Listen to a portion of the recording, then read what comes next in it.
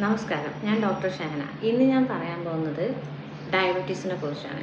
2 type diabetes ഉണ്ട്. Type 1 ഡയബറ്റീസും type 2 ഡയബറ്റീസും. അത് തമ്മിലുള്ള വ്യത്യാസം എന്താണെന്ന് നോക്കാം. ടൈപ്പ് 1 ഡയബറ്റീസ് എന്ന് പറഞ്ഞു കഴിഞ്ഞാൽ പാൻക്രിയാസ് ആവശ്യത്തിന് ഇൻസുലിൻ പ്രൊഡ്യൂസ് ചെയ്യാതിരിക്കുക.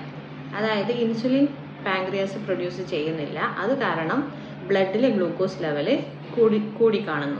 ടൈപ്പ് 2 ഡയബറ്റീസിന് കാരണം ഒന്ന്, നമ്മുടെ ശരീരത്തിൽ ഉണ്ടാകുന്ന ഇൻസുലിന് ശരീരം ശരിയായിട്ട് ഉപയോഗിക്കുന്നില്ല, അല്ലെങ്കിൽ ഇൻസുലിൻ്റെ അളവ് വളരെ കുറവായിട്ടാണ് നമ്മുടെ ശരീരത്തിലുള്ളത്. അതുകൊണ്ട് ആണ് ടൈപ്പ് 2 ഡയബറ്റീസ് ഉണ്ടാകുന്നത്.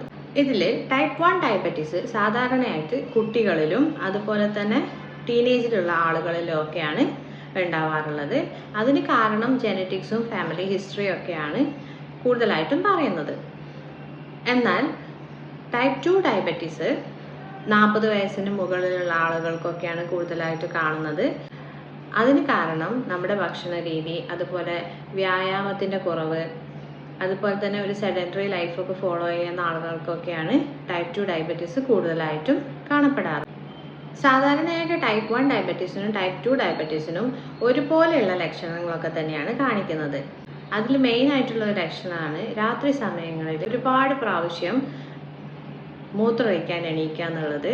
അതുപോലെ തന്നെ പെട്ടെന്ന് നമ്മൾ വണ്ണം കുറയുന്നത്, അതുപോലെ തന്നെ കണ്ണിന് കാഴ്ചയ്ക്ക് പ്രശ്നം ഉണ്ടാവുന്നത്, മങ്ങൽ വരുന്നത്, ഭയങ്കര ക്ഷീണം അനുഭവപ്പെടുക, ഭയങ്കര വിശപ്പ്, ദാഹം, അതുപോലെ തന്നെ മുറിവുണ്ടായി കഴിഞ്ഞാൽ അത് ഉണങ്ങാനും ഭയങ്കര ബുദ്ധിമുട്ട്. ടൈപ്പ് 1 ഡയബറ്റീസിൽ ഒരു ഈസ്റ്റ് ഇൻഫെക്ഷൻ വെജൈനയിൽ വരുന്നത് കാണിക്കാറുണ്ട്. ഡയബറ്റീസ് വന്നു കഴിഞ്ഞാൽ ഡയറ്റ്, അതുപോലെ തന്നെ എക്സസൈസ്, അതുപോലെ മെഡിസിന്, ഇത് മൂന്നും വളരെ കൃത്യമായിട്ടും ക്രമീകരിച്ചും നമ്മൾ ചെയ്തു കഴിഞ്ഞാൽ ഡയബറ്റീസ് നമുക്ക് മെയിൻറ്റെയിൻ ചെയ്ത് കൊണ്ടുപോകാൻ പറ്റുള്ളൂ.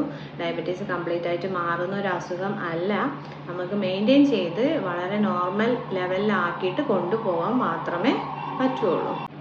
അപ്പോൾ ഇത്രയൊക്കെയാണ് ഡയബറ്റീസിനെ കുറിച്ചിട്ട് പറയാനുള്ളത്. Okay, thank you.